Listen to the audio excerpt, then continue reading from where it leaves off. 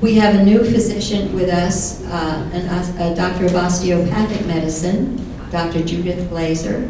And you've all, if you've gotten our newsletter, you've read all the details about her. She is from Long Island, and we hope that Dr. Glaser is going to become a very, very frequently visited member of our family. How is that? And I'd like to have her come up to the microphone, and I'm going to get off of this podium. Dr. Glaser knows a lot about post-polio, and that's why she was willing to come and talk with us, and we're delighted to have her. And she, before starting her own practice in Long Island, in New Hyde Park, she was, for how many years in Washington? 2.5 years, and at the National Rehabilitation Hospital, and where post-polio is a big issue, right? So I'm going to turn this over to you, but you might just want to follow me there and use that. And I'm going to get off the platform because it is your turn.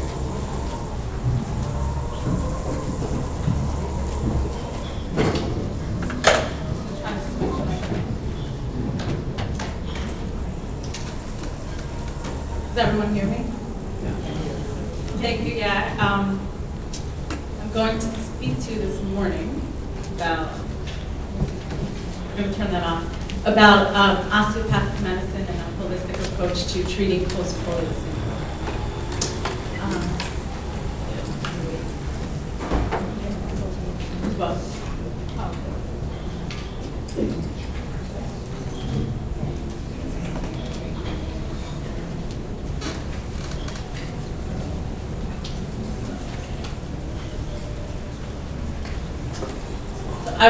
I want to mention Dr. Laura Halstead because he's my mentor and how I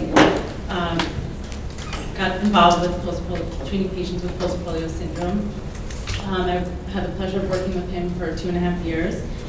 He did retire from NRH, so he's still working in the Washington, D.C. area. But I'm still in contact with him, and he's really the pioneer of discovering post-polio syndrome. I'm going to cover an overview of osteopathic medicine and its principles, review post-polio syndrome, and discuss how osteopathic medicine and post-polio syndrome how osteopathic medicine can help post-polio syndrome. And we'll have time for questions at the end. So what is osteopathic medicine? It's a focuses on the individual as a whole rather than just treating specific symptoms. It's a system of diagnosis and treatment for a wide range of medical conditions. It works with the structure and function of the body. So structure and function are interrelated. It's based on the principle that the well-being of the individual depends on the skeleton, the muscles, the ligaments, and connective tissues functioning smoothly together. For your body to work well, the structure must work well. There needs to be a state of balance, and osteopathic physicians work to restore your body to a state of balance with minimal use of drugs and surgery. It's still involved, but there's another pathway to help with disease and pain and function. We use touch, physical manipulation, stretching to increase mobility of joints, to relieve muscle tension and enhance the blood and nerve supply to tissue, and to help your body's own healing mechanism. We're trained to expertly evaluate the neuromuscular system and to seek to achieve normal body mechanics. This is what really differentiates DOs or osteopathic physicians from allopathic or MD. Do you hear me okay? Yeah. Thank you.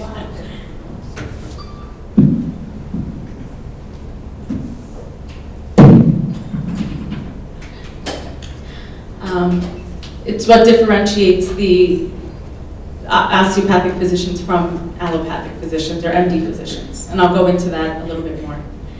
We recognize the body's ability to regulate itself and mount its own defenses against pathologic conditions.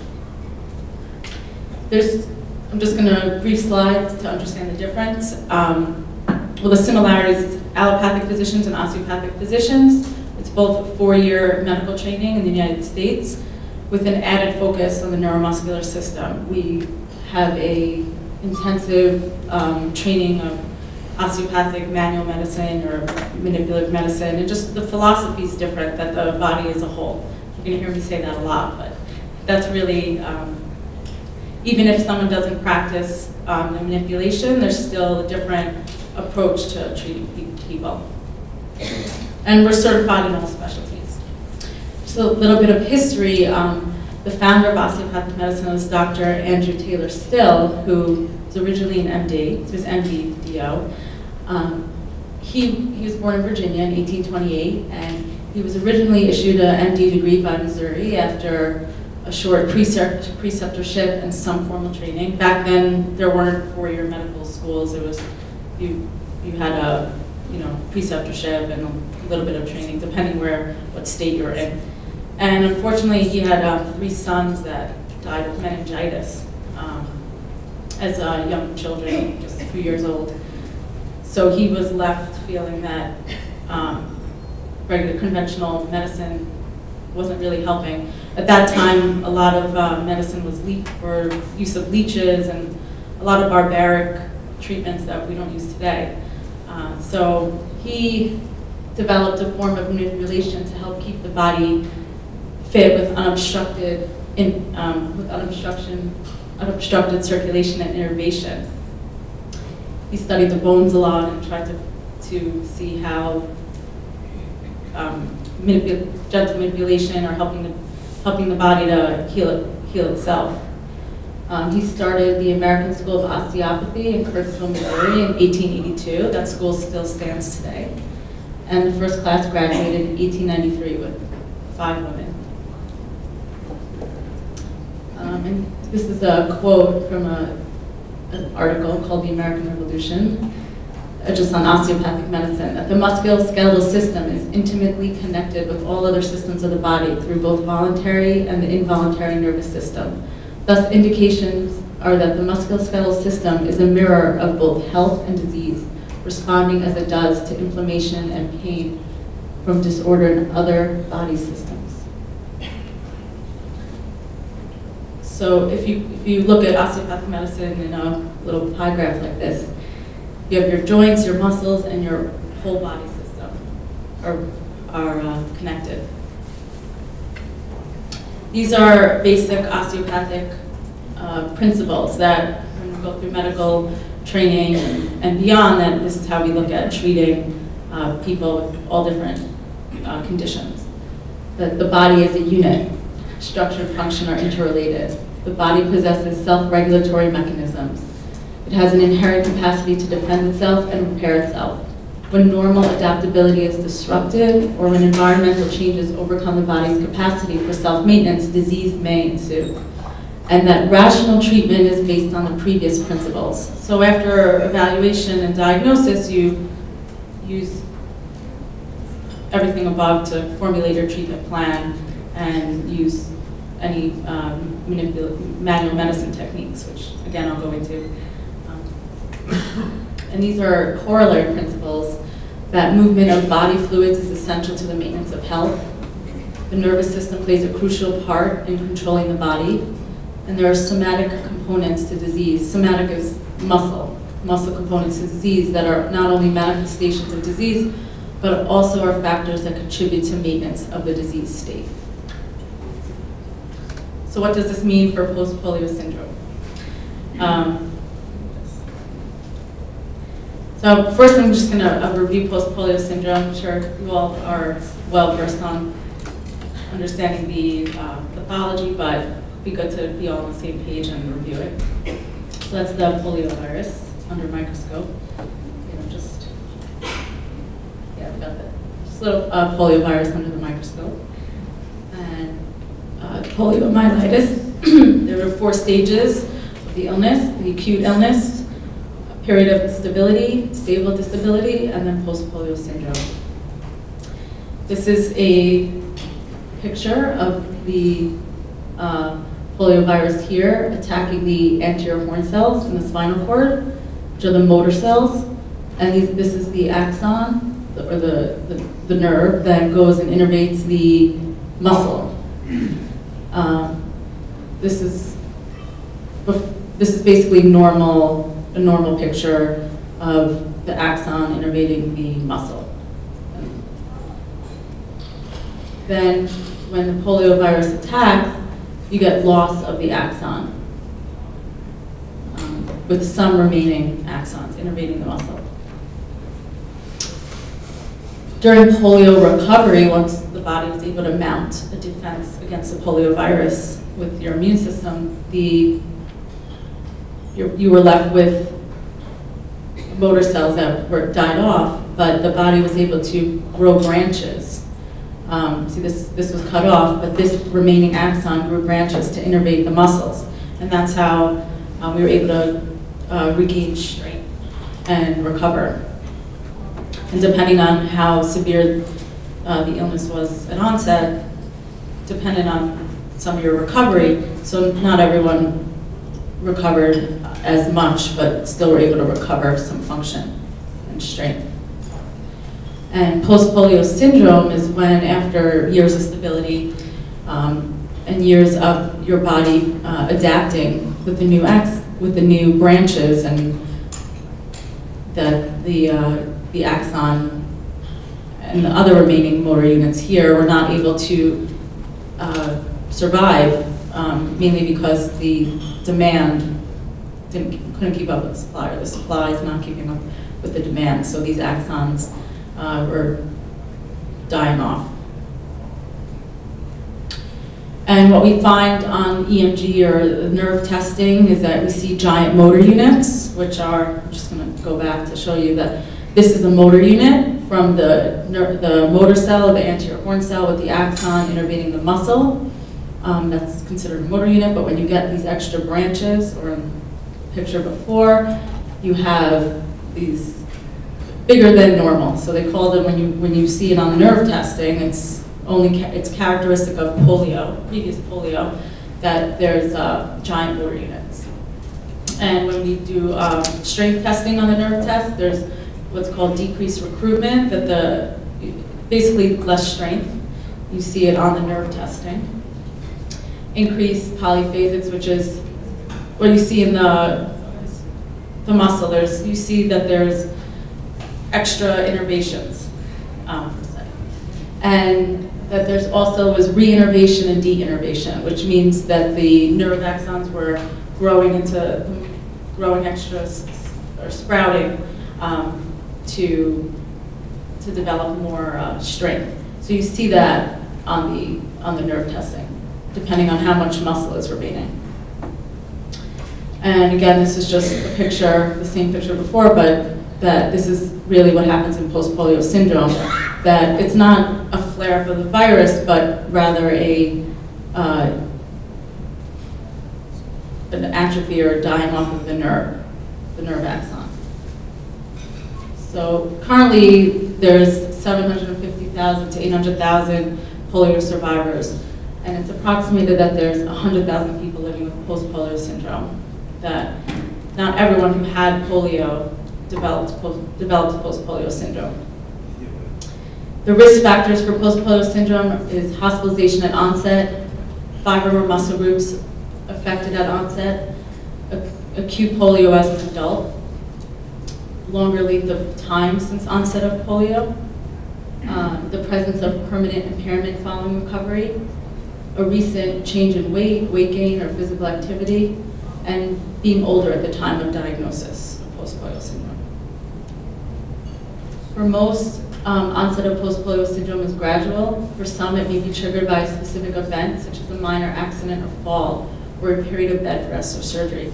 I've heard this a lot from people, that they were doing fine, or they had pneumonia, or were in the hospital for 10 days, or cellulitis. Recently had a lady who had cellulitis, and all of a sudden, she's not walking as well as she was. And so it is usually, you see more of a gradual decline in function, but there are people that, again, have a sudden illness or a a change and they see more of a sudden weakness.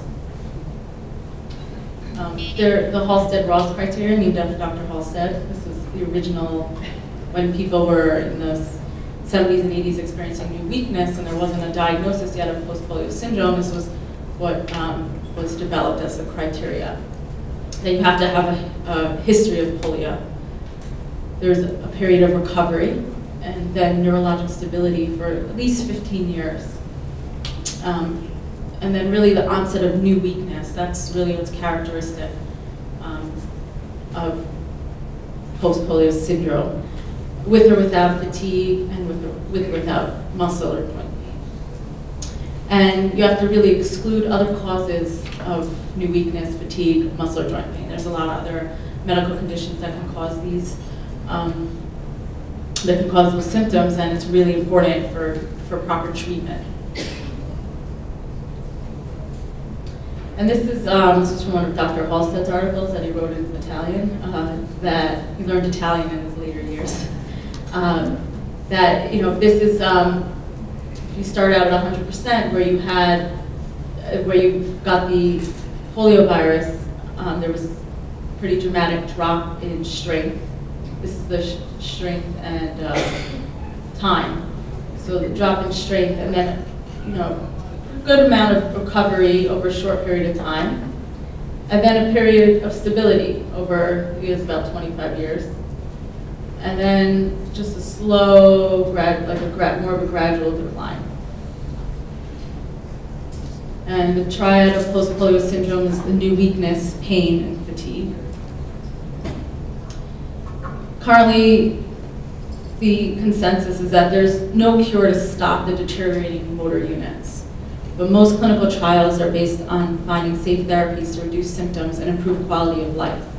Energy conservation and lifestyle modifications are important, such as assistive devices, mobility aids. And a lot of people ask about exercise. It's really individualized. There is controversy with encouraging or discouraging polio survivors to exercise because it can further weaken muscles. However, it is possible. I generally, depending on the person, recommend just upper body exercise for cardiovascular health and fatigue and general well-being, or seated yoga, gentle pool exercises to move and keep healthy. And it should be monitored by a physician. There were some studies and articles, depending on the number of muscle strength, how much exercise, and so there is a big controversy with exercise. But I was trained with Dr. Halstead. He really believed in not exercising polio-affected muscles. Not exercising polio-affected muscles. Strength exercising. Stretching is different, but it's really not recommended. Post-polio syndrome and pain. So just pain is that physical feeling caused by disease, injury, or something that just hurts the body. And a lot of people with post-polio syndrome, it's one of the triad suffering from pain. And I would say a lot of people that come to me, that's their number one complaint is pain. Oops, wait. So in post-polio syndrome, there's 3 types of pain. Type 1 is post-polio muscle pain, where it's really only felt in the muscles that were originally affected by polio. It's described as a deep ache, superficial burning, and improves with rest and heat and stretching. Also cramping. That's also a big complaint with polio-affected muscles, is cramping and foot cramping. Type 2 pain, or also called overuse pain, are injuries to soft tissue, muscles, tendons, and bursa, like tendinitis or bursitis, or bursas are all over your body. They're in between the tendons to help the muscles move smoothly. So a lot of these things get inflamed when there's weakness or overuse.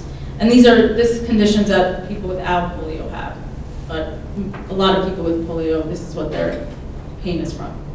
And type 3 pain, or biomechanical pain, like degenerative joint disease, DJD, which is also known as arthritis, low back pain, pain from pinched nerves, like carpal tunnel syndrome or radiculopathy, which is also a pinched nerve in the spine, either the neck or the low back. So it can have any number of areas, neck, arm, back, shoulder pain, with or without bursitis, myofascial pain, which is muscle pain, arthritis, polymyalgia rheumatica, which is another type of illness that affects the muscles. That's important to also rule out. Polymyositis, which is more of an inflammation of the muscles, not related to post-polio syndrome. Rheumatoid arthritis and tendinitis. And there's definitely a lot more up there, but for the sake of time, keep it short.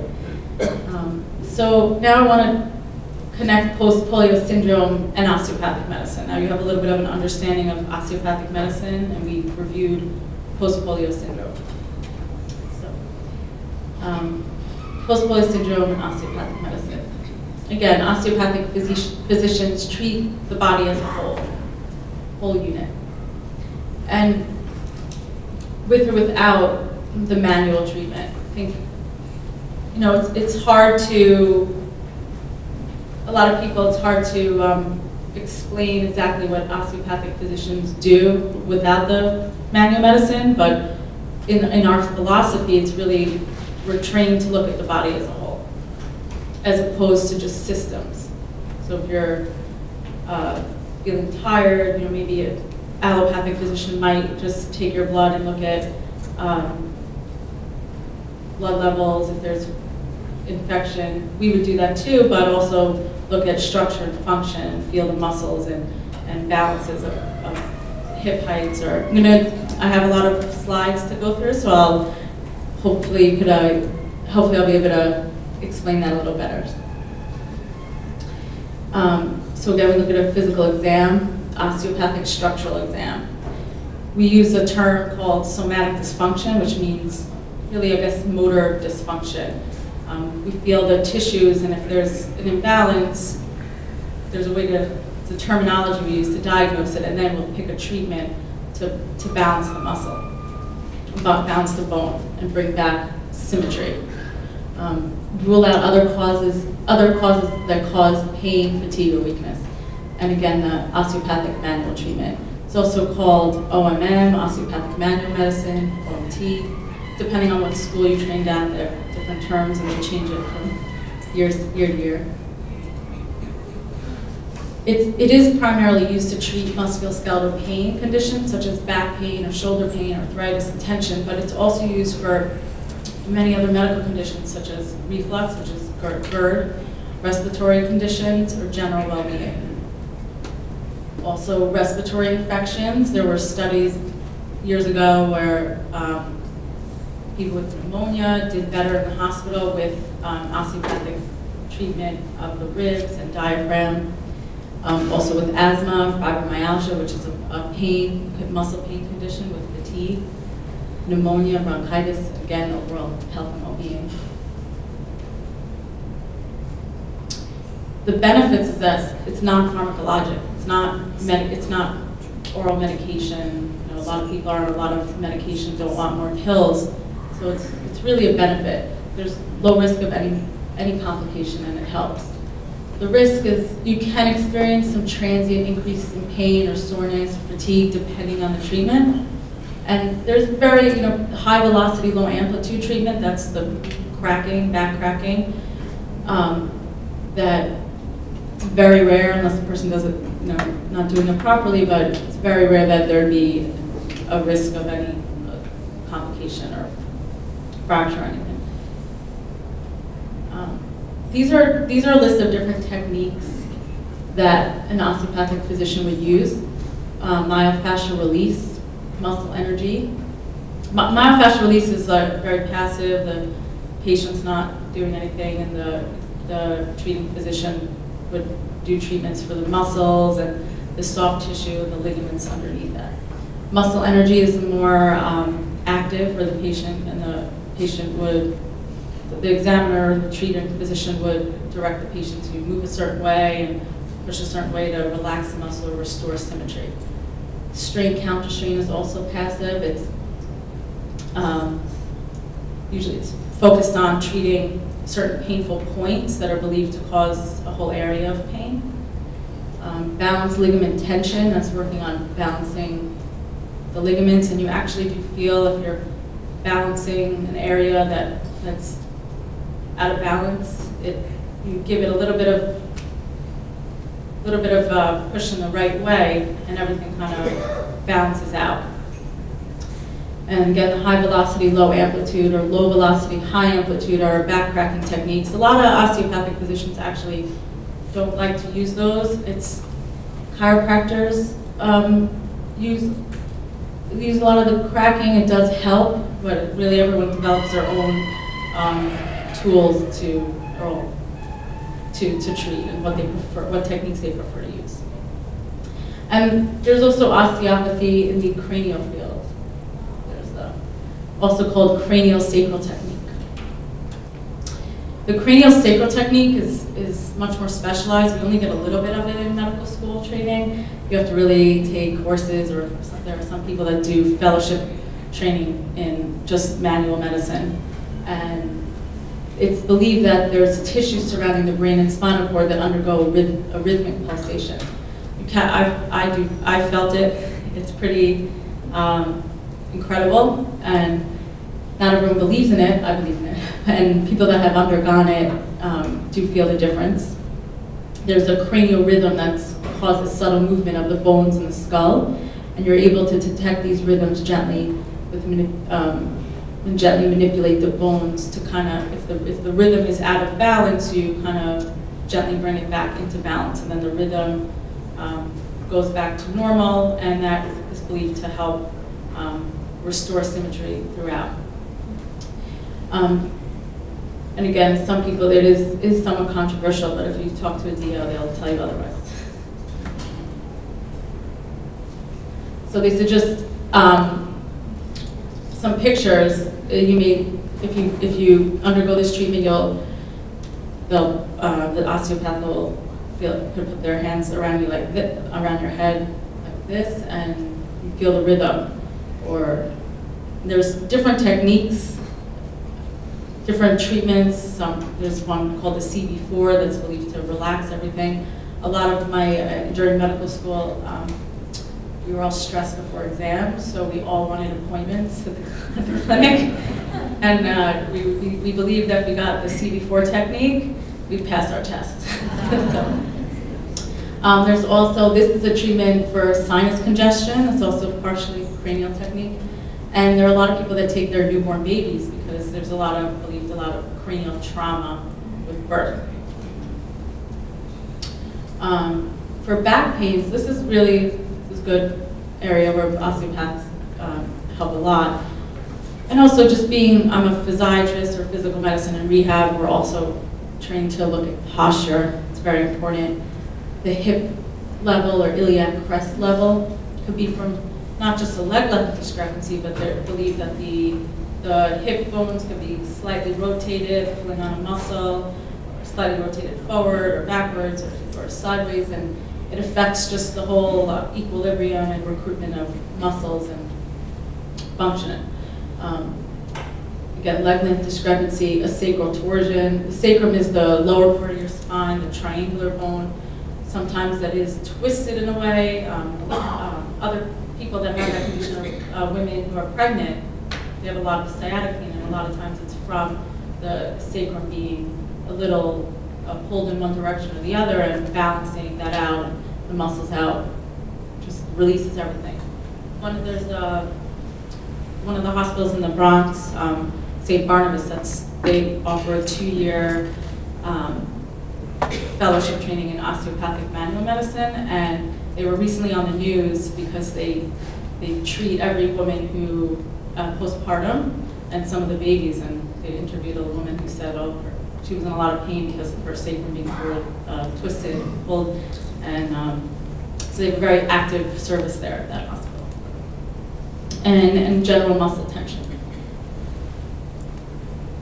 So these are just other images of how, if you go or you see someone being treated, this is what it may look like. osteopaths love to talk about the psoas muscle because it starts up here in the back, and it's a big muscle that goes down and it attaches on the leg. It's a hip flexor, and it often is pulling and straining, and it could be the cause of pain, walking difficulty. Joint pain, these are just other techniques. This is a picture of Andrew Taylor Still, Dr. Still, treating someone with elbow pain. And some of these, like this is a passive technique, this looks more of an active technique. He's probably telling her to push in a certain way. This is a carpal tunnel spread, where someone with carpal tunnel, you're kind of opening up the carpal tunnel, which is the nerve goes through that intervenes your hand, the median nerve, and kind of just opening it up to allow movement. Often relieves pain a lot. It can help the nerve heal itself and take pressure off the nerve. Oops. This is a scapular treatment to relax the muscles, help the shoulder and the scapula move better. An ankle treatment, again scapular, and that's the elbow. Going a little bit of fatigue. It's often a nonspecific complaint with a variety of possible causes. There's peripheral fatigue or central fatigue, and a lot of people who have post-polio syndrome, a lot of times it's a central fatigue. It feels flu-like aching, change in energy level. You often feel like you're hitting a wall at a certain point of the day. If you rest, you feel rejuvenated. It's often very difficult to treat. Resting and taking naps are the #1 recommendation. But ruling out other causes such as anemia, depression, autoimmune disorders, disrupted sleep. I always ask people, do you sleep well? Often, if you're not sleeping well, it's really hard to say whether you have central fatigue or not. So you really need to have a good night's sleep to feel well rested in the morning. So ruling out sleep apnea, and also some medications, some blood pressure medications causes fatigue, or if you're muscle relaxants, those all cause fatigue. Fatigue and OMT,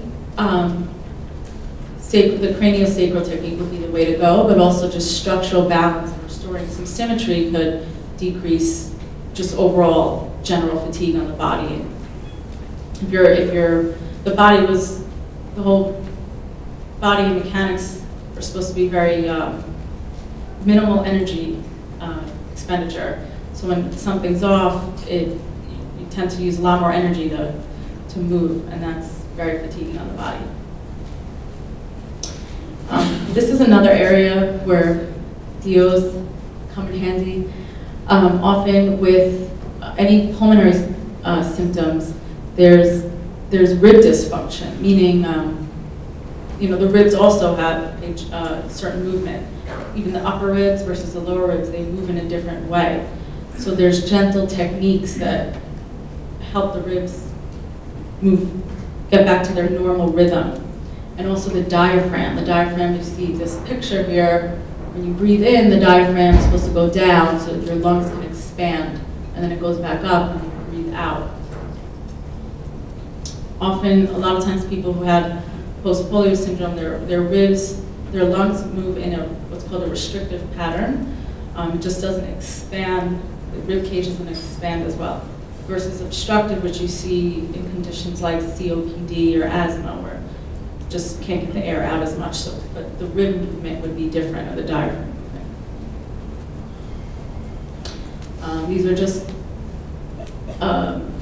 you see there's a lot of little muscles. The diaphragm, you have the inspiratory muscles and the expiratory muscles, and there's a whole rhythm and pattern. This is a diaphragm treatment, the lower ribs also. And here are more pictures of, you see treating the lower diaphragm here, another diaphragm treatment. Everyone kind of has their treatments they like. You can lie on your side. And this is a rib treatment. It's also often very gentle, the rib treatments. And also just helping, if someone's not taking a deep breath, your treatments to help with that, and just makes a big difference. So neck pain is also benefits from osteopathic treatment. There was a small study of 183 people with neck pain, and use of osteopathic methods provided greater benefits than standard physical therapy or general medical care. They showed faster recovery and fewer days off from work. And there's different, you don't only have to be lying down. There's different ways to treat, sitting up or lying on your side. These are just the other complementary treatments. Physical therapy, I'm sure a lot of you have had physical therapy. I often have people say they did a lot of physical therapy, it didn't help, or they got weaker. I recently, in New Hyde Park, found a physical therapist. I call her up, and she understands post-polio syndrome better, but often I send people just for modalities, which are the ESIM or the TENS unit, which is gentle electrical stimulation, superficial in the muscles, and it's believed to help with pain. It breaks a certain, it's called the gate theory, it breaks the pattern of pain. And ultrasound, which also helps with pain, ice packs and heat packs. And also physical therapy is good with, Washington, D.C., we had a good clinic where the patients had an hour of physical therapy evaluation and then another hour of occupational therapy evaluation. So even just learning how to transfer a little differently or do activities of daily living a little differently does decrease energy expenditure and help overall well-being, decrease fatigue, and just functioning better. There was a question, I got the email, I don't know who asked it, but about trigger point therapy for myofascial pain. I'm going to go into that more in the next slide. All these massage therapy helps with muscle pain. Chiropractic medicine, you just have to be careful, when you go to a chiropractor, just be careful that it's not causing more pain. Some people report that it causes more pain after they're not getting better. It's a different philosophy. They work more on the spine. But I have had patients that we found a chiropractor that helps a lot, and there's nothing wrong. If it helps you, it's great. Reiki and Qigong, they're just different energy treatments. I'm not trained in that, but I have people that have gone, and Reiki therapist uses their hands to move energy around. It's believed that a blockage of energy is causing pain. That's also the thought with what's called Qigong and acupuncture. Homeopathy, also there are a lot of DOs that also got trained in homeopathy and use herbal medication to help with symptoms. So trigger point therapy is needling of a trigger point for pain relief. Trigger points are, just gonna go to the next slide. They're areas in the body and the muscle that refer pain, and there's different theories why these trigger points are referring pain, but they're very painful. And one of the theories is that there's a lack of oxygen flow in that little area, so if you put a needle in it and you needle it a little bit, it brings new blood flow and heals itself. There's manual trigger point therapy. Some of the osteopathic treatments like counter strain. There's another one I didn't list, facilitated positional release. You kind of put the muscle and the trigger point in an area where it feels softer, and then somehow it just releases. So these are just some referral patterns. I'm just going to go back to the other side. So there's dry needling versus needling with medication injected. If you use medication, it's lidocaine, numbing medicine, or markene's another type of numbing medication with or without a small dose of cortisone or sarapin, which is a plant herbal extract, which helps a little bit with the superficial nerve endings. It's another theory where the nerve endings might be irritated in myofascial pain. If you Google trigger points, you'll find a ton of information also. And just acupuncture in post-polio syndrome, it can help with pain, cold intolerance, fatigue, general well-being, and other conditions.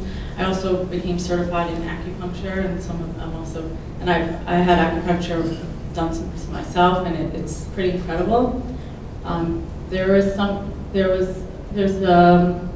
a physician who came up with a protocol for post-polio syndrome, actually, certain points in the ear.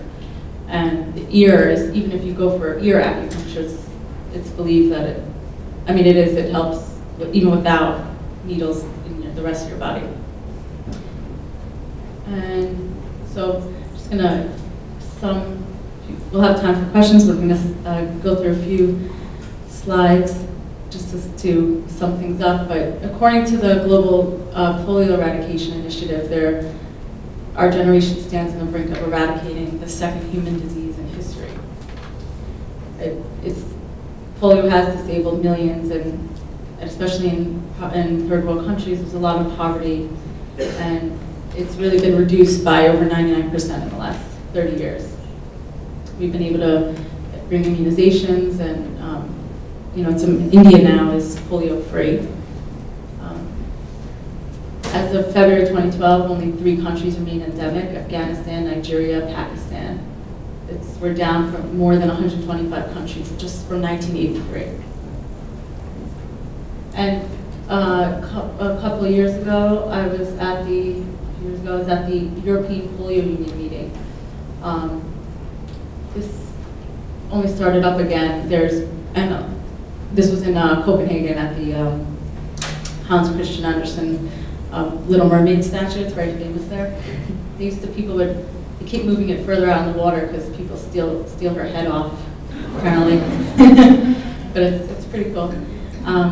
So I was there in 2011, presented a poster with Dr. Halstead didn't go, but we worked on a small study together of younger patients with post-polio syndrome. Because in Washington, D.C., we saw a lot of immigrants they're mainly immigrants. There were 1 or 2 people that had vaccine-related polio, but we kept seeing a lot of younger people. So we did a small poster study, just chart review, and we found a lot of the younger people were complaining more of fatigue because of just their life demands. They had children and job demands. And not all of them actually, very few of them actually had post-polio syndrome, but I think this year's conference, there's one in June 2012, they're focused on the younger patients, because in Europe, there are a lot of people from Pakistan, the endemic countries that are moving to these countries, so it's a big concern just for being able to provide medical care for polio-affected individuals. So I would, if you're into traveling, I actually really enjoyed it because, went for a week and went to it was like a 3-day conference, and I got to see Europe a little bit.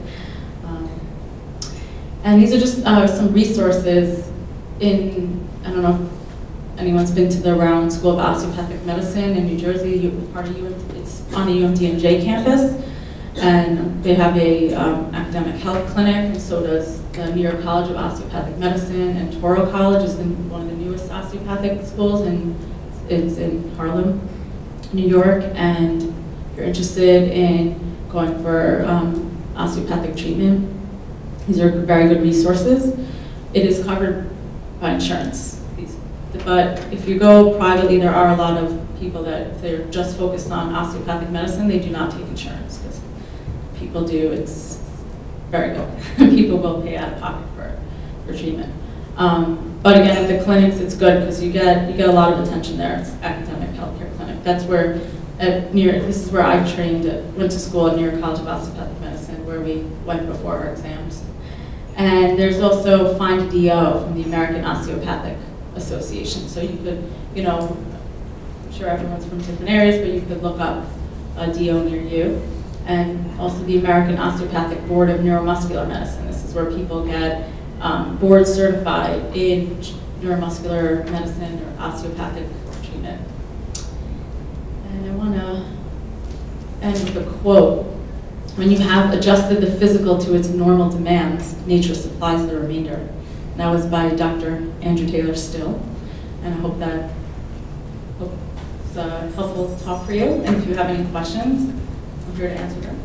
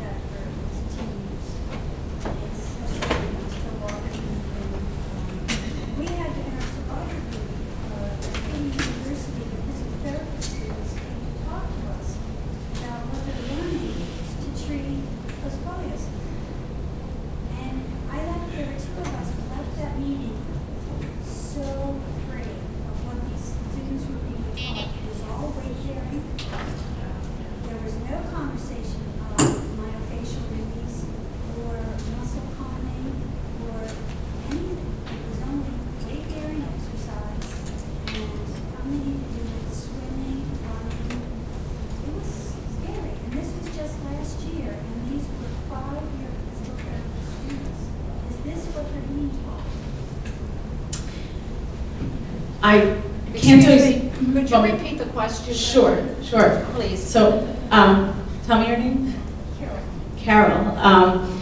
Was asking, first she underwent myofascial trigger point release and found it helpful, but she was at a physical therapy conference where she saw that the fifth year physical therapy students were being taught that strengthening exercises is what's recommended, and not some of the myofascial release and trigger point or modality therapy. And why is that?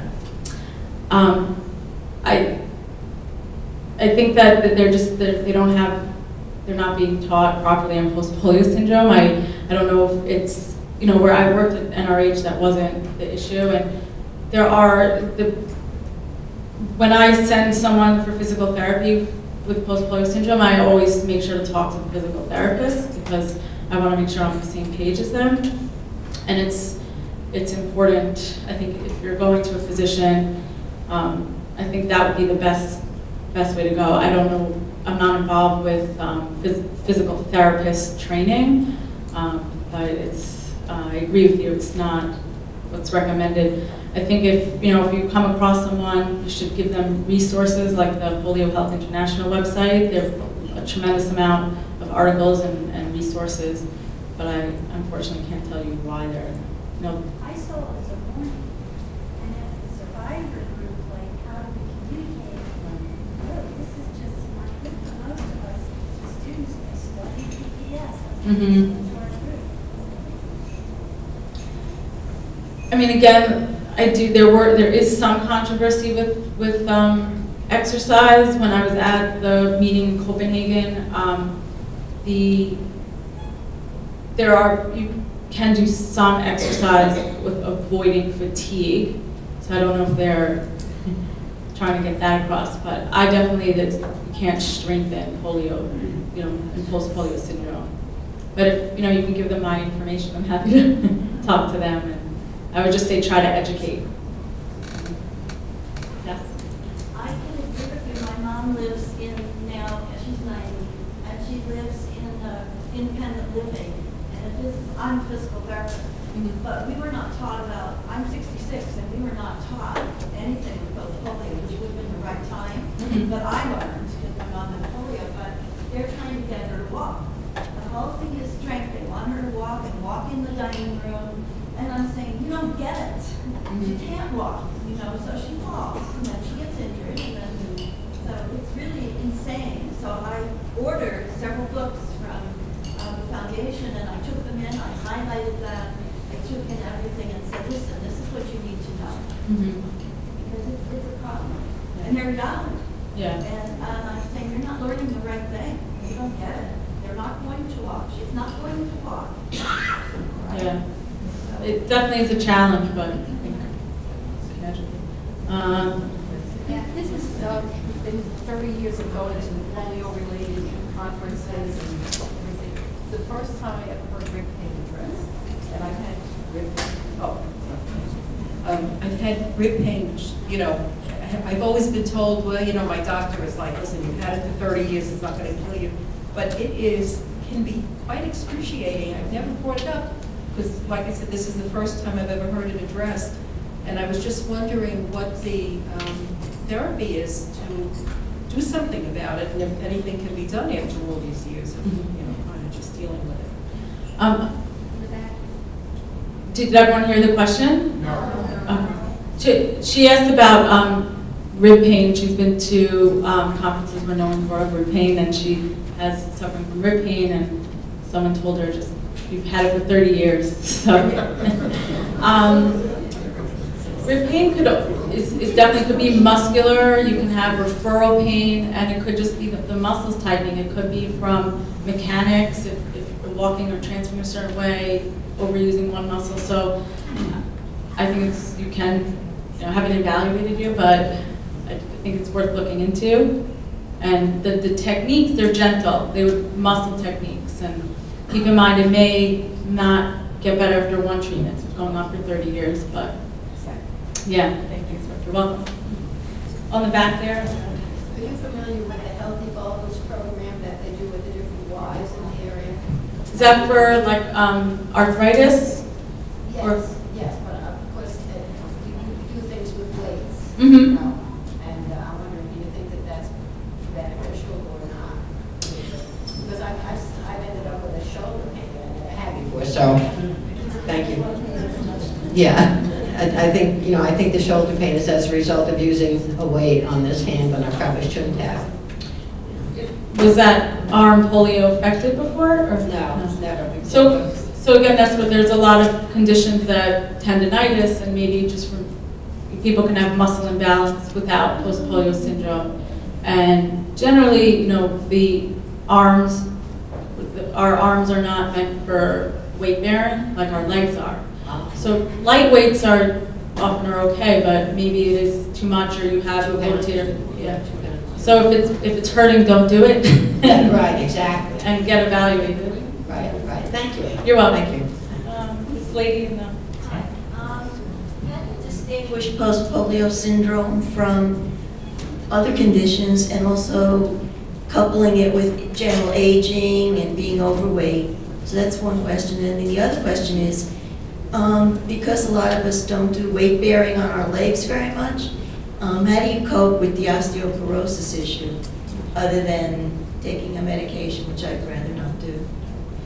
So the first question is, how do you differentiate post-polio syndrome from other conditions?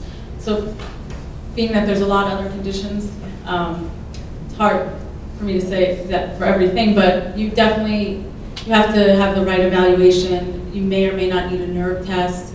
If there's back pain or pinched nerves, if there's pain, fatigue, it would be tweaked out like that. Have you ever seen anyone before? No, I mean, that's part of the difficulty. I'm from New Jersey, and just trying to find a Practitioner that's familiar with polio and post-polio is almost impossible, but also, excuse me, have you ever seen a crossover? Like, is there any people that may have developed MS or other similar muscular diseases that could, you know, you automatically think it's post-polio syndrome. Right. But, anyway, just yeah. There are people that have other effects of nerves or pain conditions, but there are ways to evaluate. You know, you may need some testing, and yeah, that's why it's so important to rule out other causes. And if if there's no one specifically for post-polio syndrome, you can start with a neurologist, depending on your conditions. Someone who's a physical medicine or rehabilitation specialist. We did have a little bit of training with post-polio syndrome, and at least they could differentiate where some of your pain or new weakness is coming from. That's the best I can tell you right now. And the osteoporosis is challenging if you can't weight bear, and definitely medication. There is the injectable medication once a year, which is now thought to be safer than some of the oral medications that you would take weekly or monthly. So that's one of the biggest challenges. But definitely, I think anyone with weakness, if you can still do stretching, that could help. Some of the tug on the bone might help. Yes? Second question. How are the students at the osteopathic schools introduced to post-polio syndrome? Do you ever go to, or is there a lecture for them? Good question. So I have not, as of now, gotten involved with, since I've been back in New York. I moved back a little over 2 years ago, but I have given talks at the residency program for North Shore, Long Island Jewish, for the physical medicine and rehab physicians. So that's a good idea, though. I should contact them and give a talk. And in Washington, there was also a residency training program, and I gave a talk at Georgetown. So I guess depending where you are, if there's someone who's knowledgeable on it. That's what I can say. But I was interested to hear you say that Dr. Halstead didn't push a lot of exercises. Do you mean like you can be doing gentle exercises like. Yeah, I'm a big proponent. But he wasn't like for trying to, you know, run or walk so many miles a day. Like after, you know, so many years, you learn, you have to decide. And best advice a doctor ever gave me was that you know your body, and if they tell you to swim 4 lengths and you can only do 2, do your 2, and not. And so a lot of this, I think people are confused. You think I gotta, you know what they used to say about, you know, push yourself and do it, you can do it, you know, no pain, no gain, which is not true. And, you know, but you get all those thoughts, so you have to kind of figure it out yourself. And so I was interested in what he thought about the exercises. I don't know if I got it right. You said not too much.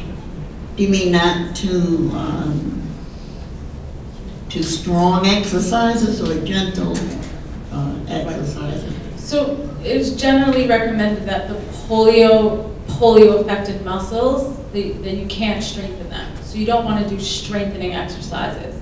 It's not to say that you shouldn't do any movement. You know, you can think of your energy or your strength in a sort of an energy bank, and you have, like you said, you can do, you know, 2 lanes or 2 errands a day. If you can do activity within your energy allowance without fatigue or pain, you know, whether it's a little bit of walking or depending on your strength level, that's okay without causing fatigue.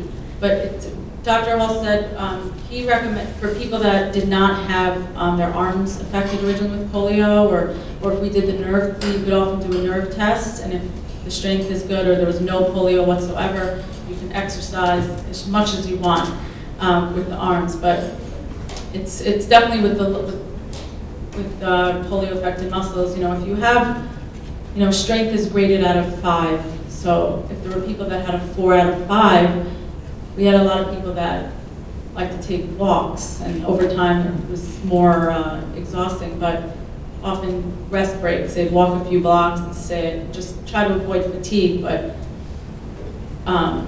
that was just for like leisure, not necessarily for strengthening. But simple question. What's the difference in fatigue and tired? So I went over a little bit peripheral fatigue. He asked what's the difference between fatigue and being tired. I think it's synonym, the same word, but there's different, you know, people, if you wake up feeling tired, I think it's a little bit different than the central fatigue that a polio survivor might feel towards the middle of the day, where you feel like you're hitting a wall and you just like have to lie down and close your eyes. You know, there are people that had to pull over, if you feel like you have to pull over on the side of the street if you're driving and take a nap. That's really like polio type of fatigue. And this lady, who's in your name? Oh, you sorry, yeah, the mic. No, you go first. The microphone. You had mentioned water therapy. Do you know of deep water running, and do you subscribe to that? Because I've done, what I do is get up to my neck in water, and I run in place rather than going through the water, because the water gives resistance. Right. And you still get resistance just running in place, but I think what's great about water therapy is you could actually be buoyant and move the muscles, and it's really what the other lady said, if you know yourself well, if you're not experiencing fatigue or pain after the end of the day or the end of the week, then, but yeah, if you run underwater though, it is, with the resistance, it's more energy expended than running on dry land. But if you're just doing gentle movement, then I think that's great. Yeah, I'm a big pool person. So. My question is there a difference in effect on the body that's had polio between active exercise and passive exercise? Would it be better for people like us to have a machine be doing the work? Well, passive exercise is either another person or a machine moving you. So you're not strengthening muscle. So that would be more like strengthening or just range of motion exercises, which I think is safe. Generally is safe with post-polio syndrome. You're not going to get the same effect of strengthening, but you shouldn't be, if you have polio-affected muscles, you shouldn't be strengthening them. And then active is really strengthening. You're doing the work. So. To take one more question. It's Johnson over there.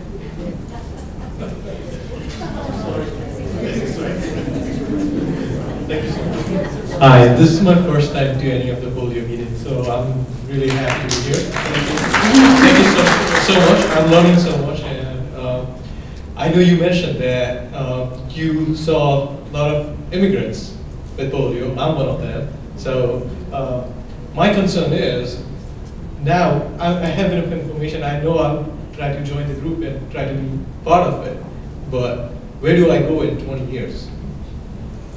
Good question. I hope I'm still around in 20 years. Be around. I'm not planning to leave the New York area. I hope that, I think, it's why Dr. Halstead and I tried to bring it to polio, the world of polio attention, and in this meeting in Amsterdam in June is actually, if you look up European Polio Union, they're really focused on younger people now, immigrants. I don't know what's going to happen in the, this area, but I think there could be more immigrants like you, and I think staying active in groups like this. Also, if you pull the Polio Health International, I think they put my poster board up. It might be hard to find from a couple of years ago, but I think it's on the website. You can see that there are more people like you, and hopefully there'll continue to be resources. Yes.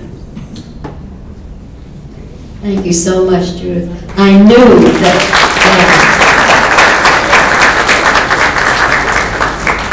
I learned more about what's going on with my muscles and bones in a long time. I knew that this would be a very informative session, and I think your questions have been terrific. Would you agree with that, yes. Judith? Yeah.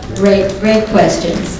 And I want to thank Judith very much. And is John still here? Where's John? Judith came today with her fiancé. I don't think. Oh, there's John. So we want to say very nice to know both Judith and John. And good luck for the future. And thank you so much for this very, very informative talk. And what I wanted to say now is that the staff, we want to stop now because